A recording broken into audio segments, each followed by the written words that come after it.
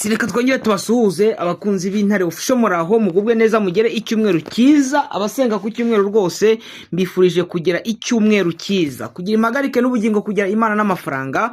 Aha ni hahandi tubagezaho amakuru ibera hano muri Afurika y'Iburasirazuba, mu burasirazuba bwa Kongo ndetse no muri Repubulika Iharanira Demokarasi ya Kongo mu bice byose bigiye bitandukanye. Ni ukuvuga ngo update z'ako kanya duhita tuzibagezaho. Amakuru tubazaniye rero nuko undi mujenerali ukomoka mu bwoko bw'abatutsi nawe yongeye gufatwa akaba yafunzwe. Muraza mumenye ngo ni generali nde.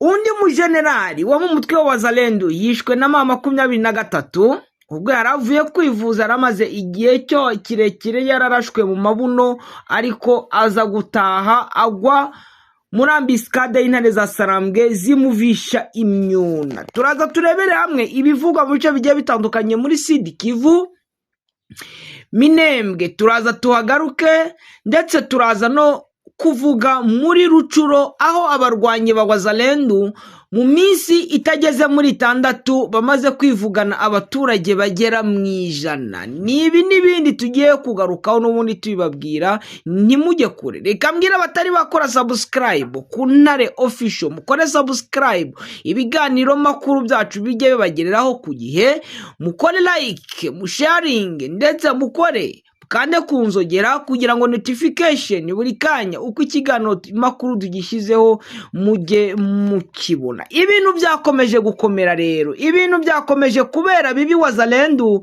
ibintu byakomeje kubera bibi iriya mitwe yitwaje intwaro, aho bamukomeje gukubitwa bakaba bari kuvusha imyuna mu buryo budasanzwe. Bakunzi bacu rero, aya nandi makuru niyo tubararikiye kandi tugiye guhita tubagezaho muri aka kanya. Nabibasabye rwose ngo nimujye kure y'Intare Official, nimujye kure rwose, mube hafi yacu kandi mukurikirane ibiganiro byacu. Murabizi ko Clever Bemba ndabakunda cyane kandi simbifuriza ikibi cyose. Aha rero niho nkomeza nkababwira bati ibintu byakomeje gukara, ibintu byakomeje kuba bibi mu gisirikare cya FARDC, ubwo n'umwiryane nawo uba utabaretse, ariko ugasanga ko igihe kirekire usanga ko abavuga ururimi rw'ikinyarwanda ndetse n'abaswahilofone en general bakomeje kwibasirwa, bakomeje kugirirwa nabi, ariko byagiramo mu bwoko bw'abatutsi ibibazo bikaba bibaye ibibazo. Ejo bundi nababwiye abasirikari 5 bishwe na FARDC, ni hariya mu minsi yatambutse, bishwe na FARDC bazira ko ari abatutsi. Ahubwo na message naje kwibona hari undi wa gatandatu nawe wishwe. Message igihe naje kwibonera rwose naje gusanga ko ari 6 bishwe. Urikumva ko ibintu atuka, ibintu byakomeje kuzamba, ibintu byakomeje kuba bibi kubavuga ururimi rw'ikinyarwanda muri kira gisirikare cya FARDC. Undi mujenerali yafashwe, ni generali Ndindi. Reka rwose uno mujenerali nawe yabashije gufatwa, ubu ngubu arafunzwe. Ni uwitwa Bolingo Matani, ni general de brigade wari komanda ajwe, wari wungirije generali John Kibangu muri 21e region militaire yakoreraga muri Kasai Oriental. Nawe yahamagajwe ikishasa ngo ajye gusobanura, ariko ubu nawe yagiye, mbabwiza ukuri nawe byarangiye yamaze kugenda, ngo akaba afungiwe. Ubu ngubu ngo yahamagajwe, akimara guhamagazwa ahita ajya gufungwa.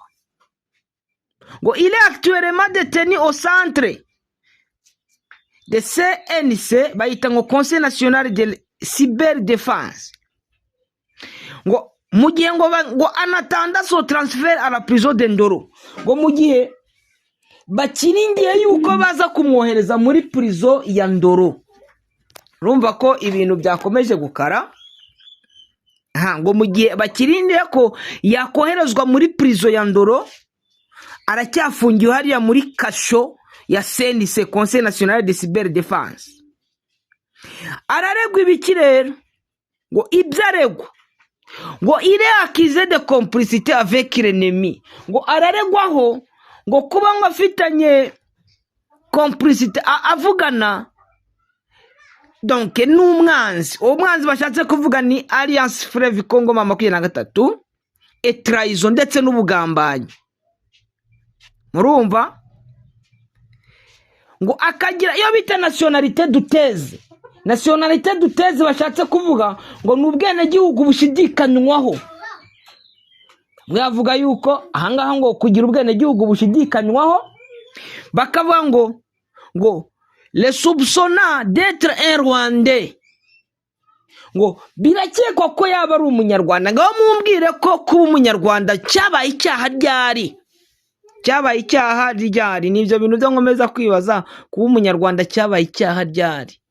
Ni ryari umuntu kwitwa umunyarwanda bibi icyaha? Ibyari rwose ibintu bidasobanutse kwitwa umunyarwanda ko ari icyaha.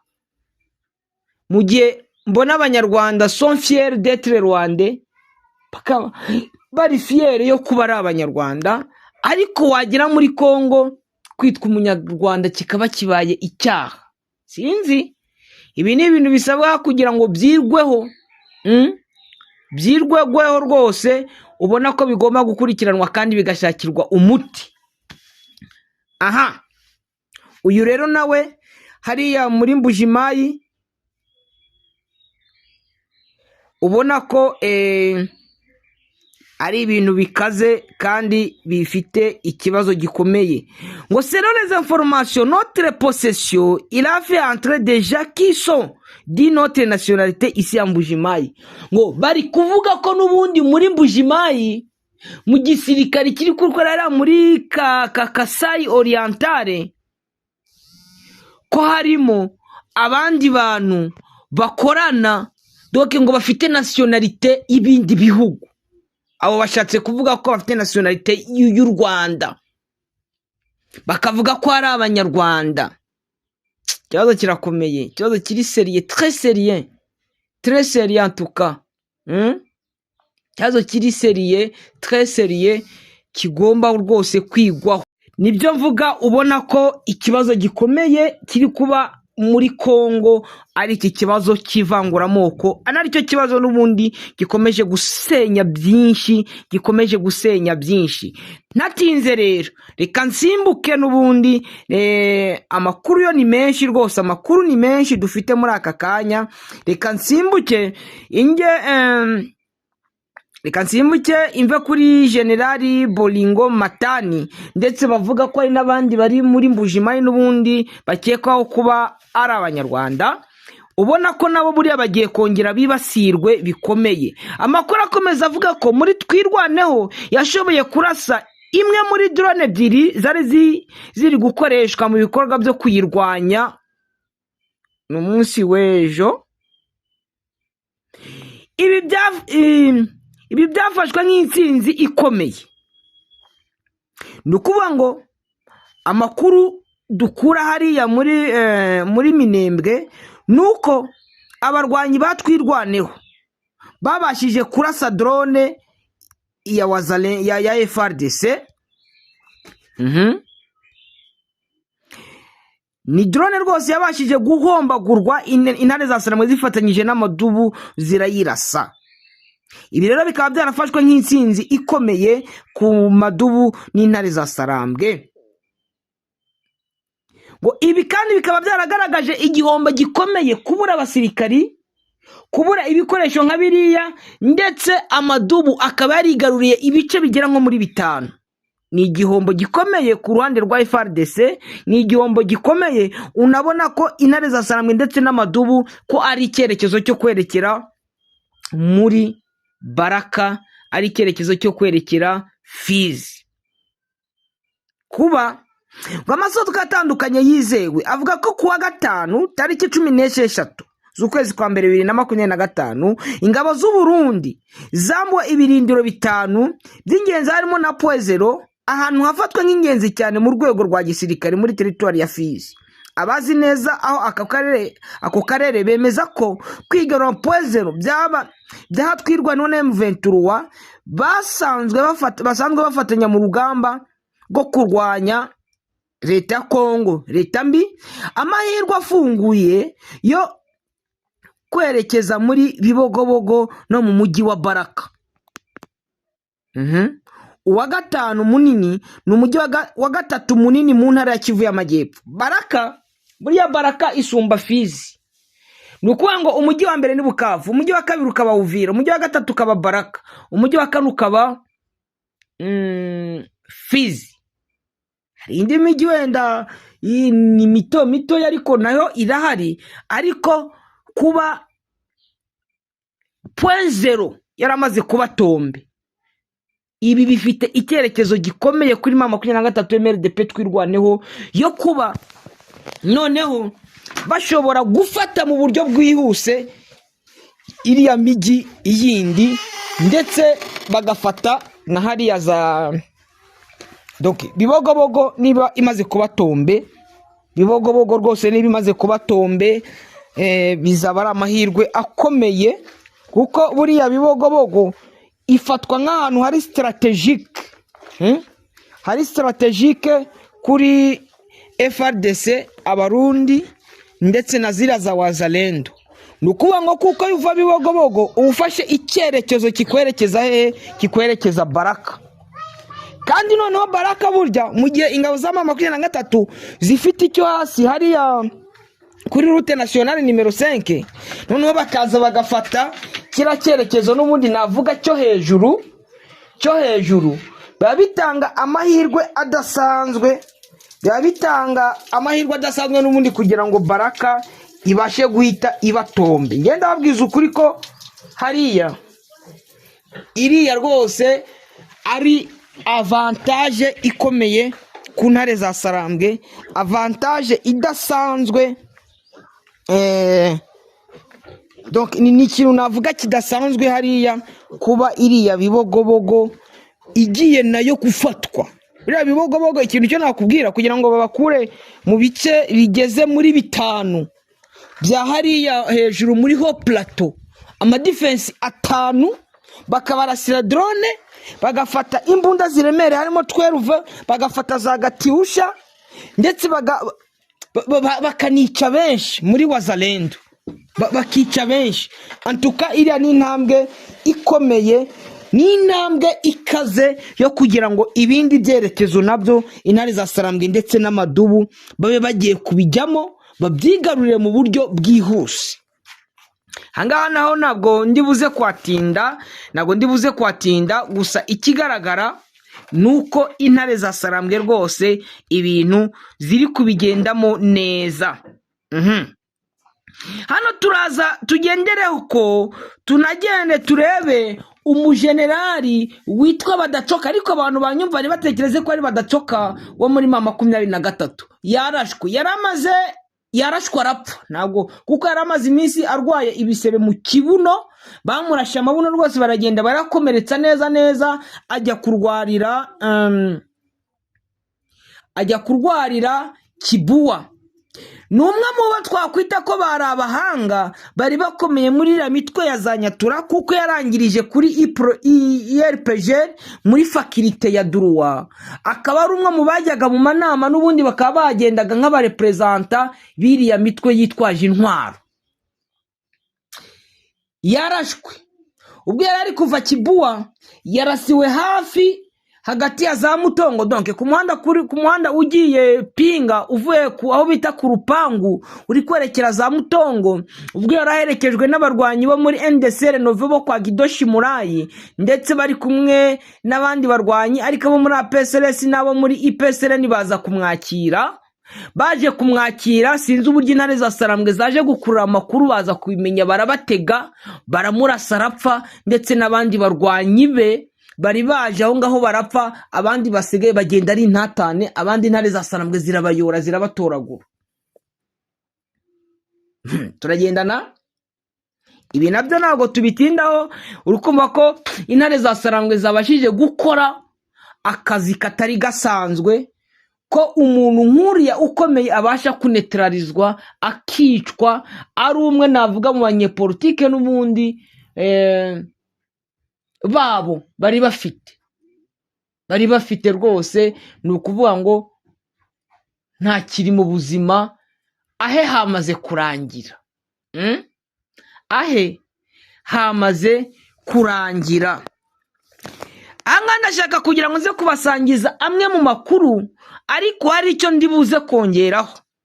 Ni amakuru yanditswe, ariko nshaka kugira ngo hagire icyo nza kongeraho. Ngo urugamba General Emmanuel Sultan Makenga yateguye, ibyatsi nibyo bisigara bibara inkuru. Ngo urugamba Emmanuel Sultan Makenga yateguye, ibyatsi biba biri kureba nibyo bisigara biri kubara inkuru y'ibyahabereye. Cyangwa ukarubaza Abarundi, urugamba warubaza Abarundi, ukarubaza Wazalendo, FRDC hamwe na FDLR, buriya bakubwira urugamba rwa General Emmanuel Sultan Makenga. Sultan Makenga ni umwe mu bantu bazwi cyane mu mateka ya vuba cyane cyane mu makimbirane yo muri Repubulika hano mu burasirazuba bwa Repubulika Iharanira Demokarasi ya Kongo, aho FRDC ndetse guverinoma ya Kinshasa akomeje kwibasira abavuga ururimi rw'ikinyarwanda ndetse nabo mu bwoko bw'abatutsi. Ubu ngubu bikaba byaramaze gufata indi ntera, bikaba byaramaze kugera mu baswahilofone, abavuga ururimi rw'igiswahili batiteye ngo umuhutu umututsi, ariko byagira amavuga ururimi rw'ikinyarwanda bikaba ikibazo gikomeye, byagira noneho ku mututsi kikaba ikindi kibazo de plus. Ariyo mpamvu nshimira Makenga, nkashimira Makanika rwose. Makanika ndamukunda, Imana ikomeze imutuze aheza. Inkomoko n'intangiriro, Sultan Makenga yavutse kuri 25 z'ukwezi kwa 12. Ni ukuvuga ngo yitwa Emmanuel kuko yavukiye rimwe na Yesu. Ni umucunguzi. Yesu yitwa Mesiya, Makenga nawe ni Mesiya. Makenga ni Mesiya kuko yavukiye rimwe umunsi umwe na Mesiya, sibyo? Niyo mpamvu yitwa Emmanuel, Imana turi kumwe. Aha, yavutse mu 1973 mu gace ka Rucuru mu ntara Kivu y'Amajyaruguru. Ni umunyekongo mu bwoko bw'abatutsi. Amateka ya gisirikare yatangiye kera, aho bivuga ko yagiye mu nzego za gisirikare zitandukanye zagiye zirwanya ubutegetsi mu bihe bitandukanye muri Kongo. Umwuga wa gisirikare Makenga yanyuze mu mitwe itandukanye ya gisirikari mbere yo kuba uwo ari we uyu munsi.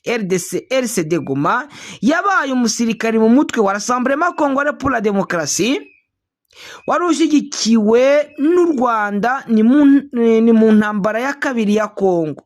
Aza kuba muri CNDP, Congrès National pour la Défense du Peuple. Nyuma yaje kuba CNDP, nyuma yaje kuba umwe mu bayobozi bakuru umutwe wa Congrès National pour la Défense du Peuple, wari uyobowe na General Laurent Nkunda, FRDC. Nyuma y'amasezerano y'amahoro yo mu mwaka wa 2009 yinjiye mu gisirikare cya leta FRDC, ahabwa ipeti rya koloneli, akorera mu gace ka Bukavu. Gushinga M23 mu kwa 4 2012, Sultan Emmanuel Makenga General yitandukanyije n'igisirikare cya FRDC maze ashinga umutwe wa Mouvement du 23 Mars.